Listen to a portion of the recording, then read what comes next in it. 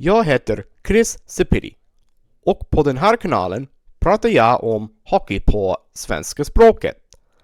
Så, om du inte förstår svenska, slå på engelska undertexter för en bättre tittarupplevelse. Colorado Avalanche kommer att spela mot San Jose Sharks på SAP Center i San Jose, Kalifornien klockan 20. Målvakterna för den här matchen är okänd när vi pratar, men det ser ut att det blir Alex Georgiev för Colorado och Mackenzie Blackwood för San Jose.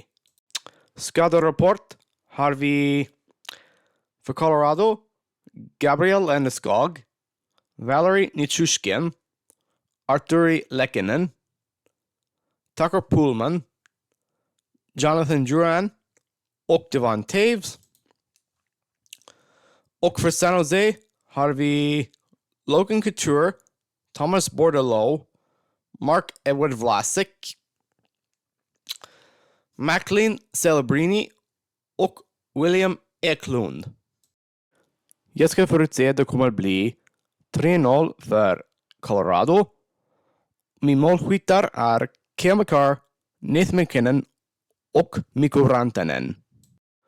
Så det ska bli allt för den här videon. Tack så mycket för att ni klarade. Om du gillar den här videon och du vill se mer, du kan kolla på min Colorado Avalanche och San Jose Sharks spellistor.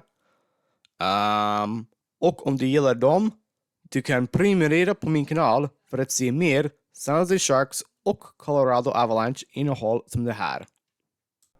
Den här videon går ut till mina tittare i San Jose, Kalifornien och Denver, Colorado, USA.